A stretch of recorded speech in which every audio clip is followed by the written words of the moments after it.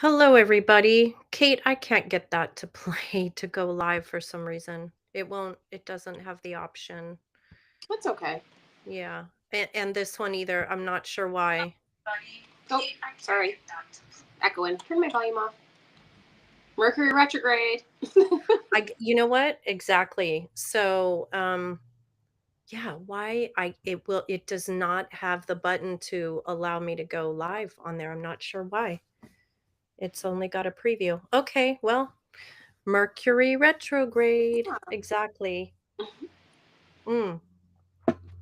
Anyway, hello everybody. We're doing an audio only episode. Creepy story time.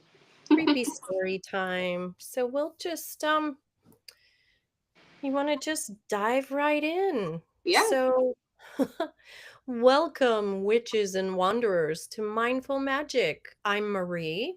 And I'm Kate. Tonight we're going deep into the woods, into the dark mind of something not quite human. A figure birthed from myth, madness, and the shadows of the internet. A faceless predator in a black suit, silently watching from between the trees. This is the story of Slender Man. Slender Man wasn't born in ancient folklore, but he sure acts like it. In June of 2009, a user named Eric Nudston, screen name Nudes. Victor Surge, he submitted two doctored photos to a Photoshop contest on the Something Awful forums. The photos were black and white, grainy, and chilling. Kids playing, and in the background, impossibly tall, inhumanely thin, and faceless, a man in a black suit with tentacle like arms stretched out behind him. Oof. He was simply called the Slender Man, and it caught fire. Writers, artists, and creators added to the mythos. People began remembering, quote, remembering, seeing him as kids. Others swore they dreamed of him for years. That's when Slender Man crossed over from fiction to folklore. He became what's known as a tulpa, a concept from Tibetan mysticism. A tulpa is a being or entity created entirely through mental focus and belief, basically manifesting them out of your thoughts. Yes. If enough people believe in something intensely enough, give it form, stories, emotion, and intention, it can begin to take on kind of independent existence, even beyond the minds that created it. So, in a way, the more people imagined him, feared him, and shared stories, the more real he became. Exactly. Slender Man isn't just a meme or a monster, he's a mirror, and we made him. So, here's what we know Slender Man is said to be 8 to 15 feet tall, depending on who sees him. He wears a black suit and has a featureless white face. No eyes, no mouth, just emptiness. Ooh. Yeah. Witnesses report nausea, paranoia, hallucinations, memory loss, electric interference. Ooh, Kate, we're done. We I claim no negative energy from this episode. I know, that's why we couldn't get our intro to work. Don't Um, worry, we're going to go into how to protect yourselves as well. we should have done that beforehand. Yeah, I did set that intention before. I should have said it out loud, though. That's so funny. So, along with electronic interference with TVs, phones, cameras, glitch when he's near, and most disturbingly, he's drawn to children. Some say he stalks his victims for weeks, showing up in dreams and shadows. The more you notice him, the closer he gets. You don't see him until it's too late. And when he takes you, there's no scream, no struggle, just a disappearance, like fog lifting. I remember in like 2020 when my kids, I used to let them watch YouTube. I don't anymore, but I remember seeing him in videos, and I'm like, what is that? Turn it off. Like, I remember my kids being afraid of him, and I'm so glad that I took that away from them because I don't like that. So, Yeah. anyways, so Slender Man has evolved online, sure, but it didn't stay there. In towns across the US, kids whispered about the Slender Man living in the woods. There were sightings, blurry photos, chilling YouTube footage, and later ARGs like marble hornets that blurred reality and fiction. Then came the tragedy. In 2014, two 12-year-old girls in Wisconsin lured their friend into the woods. They stabbed her 19 times. Why? To appease Slender Man. They believed, truly believed, that if they killed in his name, he'd let them live in his mansion deep in the forest. I could have sworn that I've seen a documentary on that. Yeah, yeah. This is a true story, folks, and that's so sad, and, yeah, well, give a little, prayer and surrounding that sweet girl who got murdered by them, but that's just goes to show you how strongly some people believe. So oh, no, wait, they didn't murder, sorry. I forgot. They I think, stabbed her yeah, I just remember, like, I think I saw the documentary too or saw of it, and, like, they stabbed her 19 times, and I'm just like, "Oh, she must have died," but I forgot. yeah. She did survive, but the world was shaken. Slender Man was now more than an urban legend. He had become a manifestation of something darker, an internet-born deity infecting young, fragile minds. Now, here's where things get creepy. So after 2014, you'd think people would stop talking about him. They didn't. On TikTok and Reddit, new accounts emerged. Teens claimed to see him in dreams, always at the edge of the woods, faceless, watching. And one girl posted a video, a live video, walking through her backyard woods in Oregon. Her dog wouldn't go past a certain tree. And behind her, a tall figure. No face, just gone when she turned around. Ooh. And people are still talking. One Reddit user described staring into their mirror at 3 a.m. Why, we don't know, only to see the reflection start to tremble and a faceless figure appear behind them. That post blew up thousands and thousands of clicks. And then there's YouTube. One of the most viewed Slender Man videos, over 2 million views, shows a girl whispering his name into the mirror at 3:33 a.m. Her reflection shifts. You can see it like he's just on the other side. While clearly sensationalized, it illustrates how internet culture amplifies this mirror-based folklore. Yeah. Sounds like something I do as a kid. Mhm. Mm. Totally would do that. Remember did you ever do, Bloody Mary in the mirror? Oh, yeah, Oh my god. definitely. We And then would we'd do make that, our like, in friends the go in and do it by themselves. yeah, yeah, and we do it even in the school bathroom and, like, ooh, scary because so many kids did that, and thank goodness no Bloody Mary thing, turned into a tulpa. Yeah. Yeah, seriously. I think that we should talk more about this mirror glitch theory, Slender Man Yeah. slipping through dissociation. So many viewers draw connections between this modern urban legend and eerie psychological effects, like the unsettling distortions people report from prolonged mirror gazing. A Psychology Today article describes the phenomenon. This is Psychology Today quote. Participants asked to stare into a mirror in dim lighting for 10 minutes. 48% saw fantastical and monstrous beings. So, this kind of self induced perceptual shift fuels the idea that Slender Man might, quote, slip through during liminal states when we're daydreaming, meditating, staring into mirrors, or drifting mentally. It aligns with the episode's framing.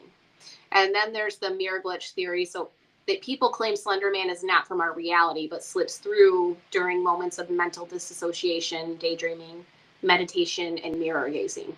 Have you Not in ever my felt mirrors. yeah, better not in my mirrors either. No. Have you ever felt watched during a liminal moment when time seems to pause? Apparently, that's his doorway. Mm. So, what do we make of this? Archetype, cautionary tale, or collective summoning? Slender Man is a modern day boogeyman, yes, but deeper, he represents our cultural fear of the unknown, our mistrust of silence, the vulnerability of children, the danger of viral belief. Yeah. So, in some ways, he's also a shadow, not just one person, but all of us. Carl Jung described the collective shadow as the dark parts of humanity we avoid or suppress. So, when that shadow's ignored, it takes form and sometimes even puts on a suit. Exactly. Slender Man may be fictional, but the fear he represents is very, very real. So, well, thank you for venturing into the shadows with us tonight. We hope you sleep well, and maybe just maybe you'll dream of trees, or not, or you're going to have an Archangel Michael bubble around you. That's right, dream of trees. And if you do, don't look at the space between the trunks. You never know what might be standing there, just waiting. So, we're gonna do a little protective visualization. So, if you're feeling a little uneasy after any story, and if you have any worries about the Slender Man, try this before bed. Close your eyes, picture yourself surrounded by golden light, gentle, protective, impenetrable. Say aloud or silently, I release what's not mine, and I reclaim my peace. You're safe, you're grounded, you're in the light. And so it is. So, we wanted to mention something about this just as responsible adults, as witches, as parents, as protectors of the next generation. We have to talk about what this story means for children. Slender Man didn't stay in the shadows, he reached into bedrooms, into schools, and into those fragile forming minds. And the most haunting part, kids believed and still do. Some were scared into silence, others thought they were chosen. Some tragically acted on those beliefs with devastating consequences. And in a world where YouTube, TikTok, Discord, Snapchat, and online games are a part of childhood, stories like this are not harmless. When kids are exposed to myths like Slender Man without context, guidance, or grounding, they can become unmoored, especially if they're already isolated, anxious, or seeking control. And here's where we're going to turn this around and create some mindful magic. So, how do we protect them? So, we don't shut them off from the world, they're already in it, but we teach them to navigate it with intuition, curiosity, and critical thinking. Talk to them. Watch what they're watching. Sit beside them, not above them. Create a safe space for the weird, the scary, and the magical. Remember to talk to them. Let them ask about monsters without shame. And above all, listen. And in our household, especially, like teach them that their belief is powerful and that when we feed with fear, that can grow wild. But what we meet with light, questions, and love, that's where the magic lives. Exactly. The greatest spell we can cast for our children is awareness. Empower them with knowledge, discernment, and the safety to say, that's not real. Or if it is, I have the tools to face it.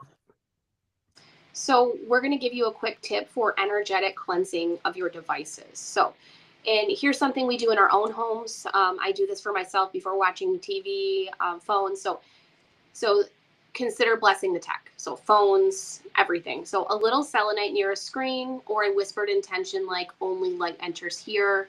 This can turn a device from a drain into a boundary. Magic applies to screens too. Right. I love that. Tech magic, tech protection. So Yeah. before and it's important because we all have screens nowadays, most of us, I should say. Yeah. And you can even make it quick too.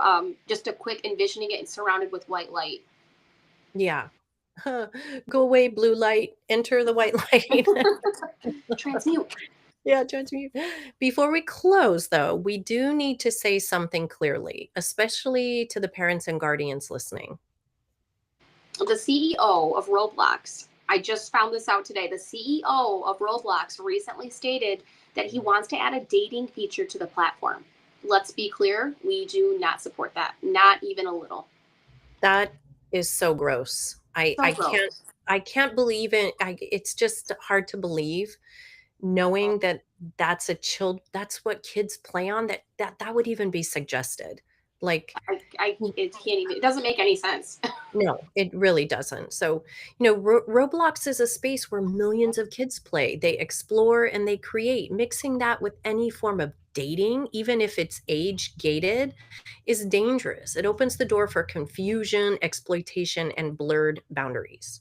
There are already serious concerns about predators using platforms. Like, already that's a concern. Adding dating features does not solve that, it just amplifies it. So Our kids deserve a safe, and they deserve safe digital spaces, period. Right. And as spiritual women, as mothers, and as protectors of the next generation, we will always speak up when something feels wrong. And this, it doesn't just feel deeply wrong. This is, that's, it's just gross. It is. Yeah. So if your kids are on Roblox or any online platform, just stay close. Talk to them, guide them. You are their first layer of protection, and your voice matters. I mean, with my kids, we always, they're not on Roblox anymore, but we would look at their friends list. One day my husband checked and they had like 200 friends and they didn't know any of them. And we're like, oh, it's gone. But they Wow. weren't in trouble, but for their safety. But just really look at what they're watching, ask them what they're doing. Yep. What game are you playing? You know, questions Right. are real. And it is. It is it's scary because even a friend that they think they know, you don't know who's on the other side of that. Yeah, On totally. the other side of the keyboard. So, you can ask them open-ended questions about what they watch or read instead of, "You can't watch that. Try what do you like about this story?" It builds trust and you can use the parental tools wisely. Platforms like YouTube, TikTok, and Netflix have parental controls. Use them, but don't rely on them alone. Watch together, sit down and view their favorite content with them, show interest. That also builds trust. This helps you understand what they're drawn to and it opens dialogue. You may find some common ground and you can share some stories with them, and you can help them recognize fiction versus reality, edited versus authentic content, and how online myths spread. Yeah. It's getting so hard now with AI. That's got to be, part of the conversation too. You Yeah. can ask them, "What do you think? Do you think that's real or is that AI generated?" Yeah. Like with my kids, I'll be like, well, this is AI because, and I like point out details, like, Oh, so that's they so good. understand. Yeah, that's so smart. And if you're raising magical or spiritually curious children, introduce them to protective rituals like grounding practices or family altars as tools for comfort, not fear. Yeah. So we've also listed a few resources in the show notes here just for you because the best protection is empowerment. So helpful resources, common sense media. So this is honest reviews of movies, apps, YouTube channels, and games by age and content, which I do often. Like we wanted to watch Drop Dead Fred. I'm like, oh, that'll be great. And I looked it up. I'm like, oh, definitely not great. But so that's a website you can go to look up videos and movies if you're not sure. And then connectsafely.org guides parents on TikTok, YouTube, Roblox, Discord, and more. The Trevor Project. This is mental health support for LGBTQ plus youth, especially if online myths trigger anxiety or fear. And then we stopbullying.gov. This is info on digital harassment, which is such a big deal these days. And how stories like Slender Man are sometimes weaponized in peer groups. And then the last one we have is Protect Young Eyes. So this is a faith-based but inclusive site for families navigating digital content. So we will also list those in the show notes so you can see these links. So Slender Man may be terrifying, but he's also a reminder our imaginations are powerful. So let's raise a generation who knows how to use theirs with awareness, intention, and magic. Blessed be, stay mindful, and stay magical. We hope you enjoyed this episode of Mindful Magic with Marie and Kate. And please make sure to like and subscribe to our Mindful Magic channel on YouTube and follow us on all the social medias. Until next time, stay mindfully Mindfully magical. magical. Okay.